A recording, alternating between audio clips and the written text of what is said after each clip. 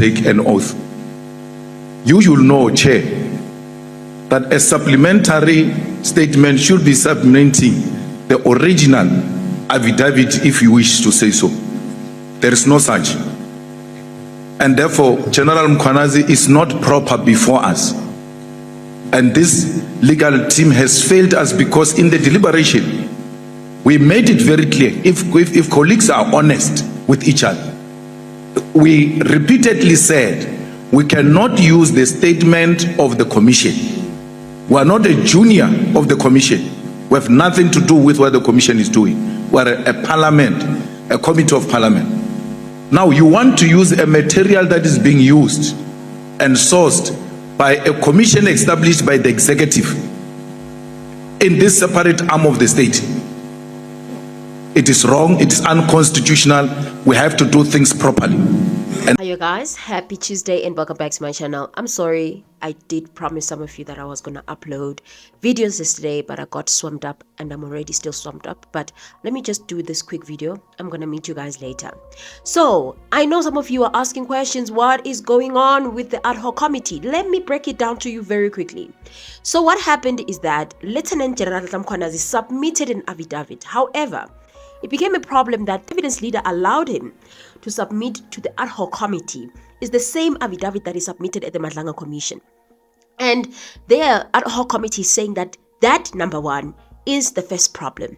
Secondly, the evidence leader is saying that they are going to submit a supplementary affidavit to the ad hoc committee, and that on its own is a problem. So there is an actual affidavit and a supplementary affidavit, as the word says.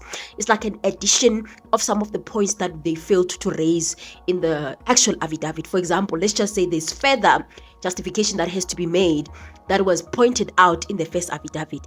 By supplementing, you are adding whatever that you could not add at that time of the actual affidavit. At most cases, supplementary affidavits come after you've had your notice of intention to defend, you've had your own affidavit, then after the person has replicated or replied to your affidavit, then a supplementary affidavit can come in. This proceeding starts from the founding affidavit. After the founding affidavit, when you have deposed of the founding affidavit, that is in the context of either you are going to court and you are having like a matter, either a criminal or civil matter, but in most cases such processes are applicable in civil matters. You then have the notice of intention to defend, and then you have your replying affidavit, and then from the replying affidavit you can put any other documents in between, but supplementary affidavit is part of the things that you add on those documents to add on the points you could not raise on the actual document or the actual statement, the original first statement or the first affidavit. So in this instance, the affidavit that was sent to the Madlanga Commission, they took that affidavit, bring it here in the ad hoc committee, then you supplement on that. There's no basis. Indeed, there's no basis. Doesn't make sense. What are you supplementing? Because you don't even have the actual document. For me, I cannot just send you a supplementary affidavit without sending you the actual founding affidavit. I don't know if that makes sense. You have to first give me the founding affidavit or the founding statement or the founding document, then you can supplement. Because if you supplement, what are you supplementing? As they've already added. So that is just the law. And someone can say it's trivial because we already see the messiness of the ad hoc committee, of which I agree, it is very messy. The fact that the evidence leader who has studied law, a senior counsel, this person has a lot of experience, way more than me. And then they come, they don't even understand how these documents follow each other. You just want to bypass the process, cut the story short. Even if you cut the story short, just rename the document. Just rename the actual funding affidavit and say ad hoc committee. Remove certain names like commissioners, 2 members or honorable members or chairperson, because you have to address the chairperson. And also the naiveness of the chairperson. You see why we didn't want this chairperson to be chairperson. Because sometimes, lacking such things you allow. It's not even about knowing the law. You've been in parliament. If you are in parliament, you need to understand the laws of parliament, laws of the separation of powers and how it works.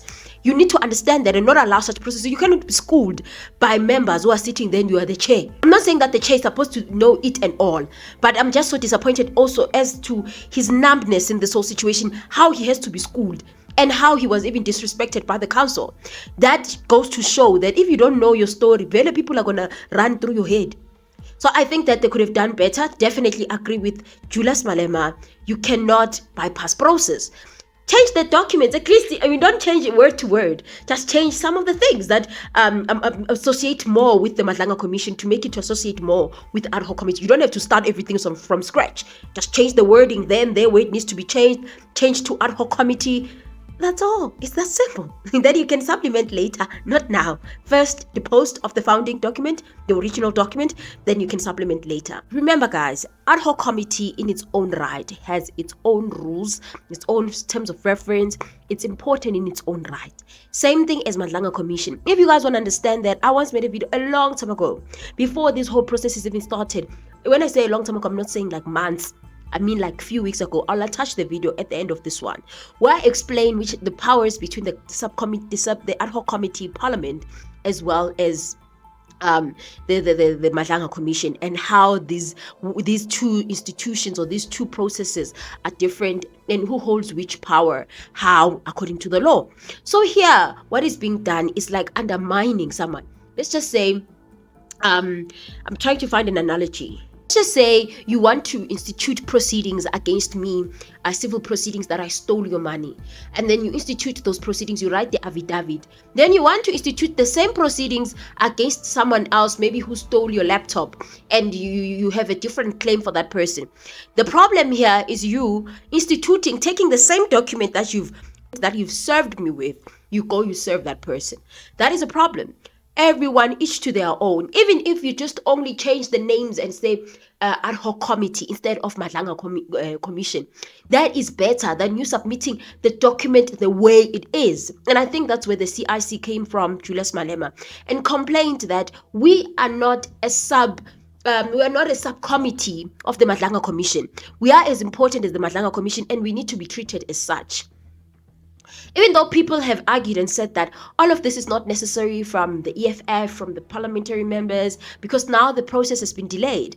Now we're sitting, the evidence leader is fixing that defect. We don't know how long it will take. It's about to be 12 o'clock now. It's 11. It's about to be 12 o'clock. And since it's about to be 12 o'clock, what are they going to do after 12? Really? What much are they going to do? At 4 or 3, these people have to go home. What are they going to do? So I think that problem from the evidence leader is problematic. And also, Julius Malema raised something around the separation of powers. To those who don't know what separation of powers, let me explain to you. So separation of powers is that the power in government is divided from the executive to the judiciary as well as the legislature. So these are the three structures that are part of the separation of powers. The legislature, mostly they are lawmakers, as Julius Malema said, that they are lawmakers. They know how to make law, even though they are not lawyers, but they know how to make law. Then we have, on the other hand, the executive. The executives, Ramaphosa, mostly these politicians who are there in parliament and stuff like that. They're part of the executive, as you know, we know the executive of South Africa, guys. And then we have what we call at the judiciary. The judiciary are the judges and anything that pertains to the law. So we have the separation of powers, meaning no one has to interfere with the work of the other. Even the judiciary cannot work and interfere with the work of parliament. Parliament cannot interfere with the work of the legislature. For example, executive cannot enter in the work of the legislature.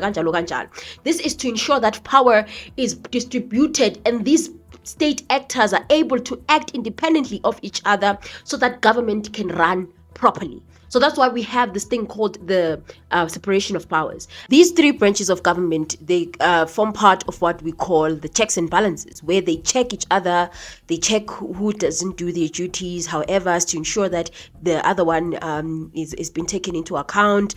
The legislature makes sure that they make the laws.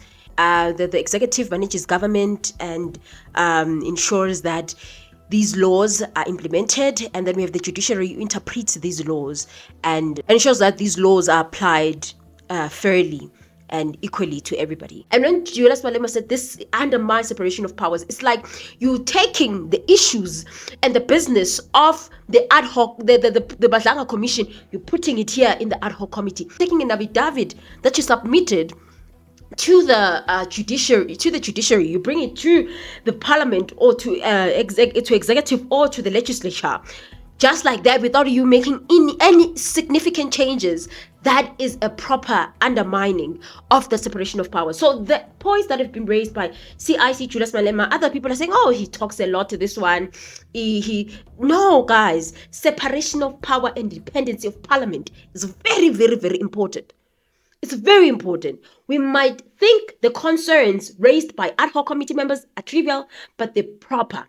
Point is to avoid any possible legal issues later. Rather, get it right at the start and get to the real business of the day. That's why. Because it becomes a problem. If now you're going to give me the Madlanga things, and now and again we have to see the judiciary, now and again we have to see commissioners, now and again we have to see what is going to happen, which means we're going to stop every now and again, fix. Hence, it was very important for the council to go and fix these things, or this problem that they've encountered as the ad hoc committee. Nonetheless, I don't know, I hope I've simplified it for you guys. I try to extremely simplify. Things are more complicated than that when it comes to separation of powers, but we don't want this video to be very long. We just want it to be very educational for you guys to understand the law around things like the ad hoc committee and how these things work and why this was the problem to begin with. And if time allows, probably some other day or later on, we can have a much broader video where we explain in depth how the separation of power works. But just in simplest terms, this is how I explained it. No one should interfere with the other. Everyone is independent of the other. Nonetheless, I'll see you guys on my next upload and on the comment section. Bye.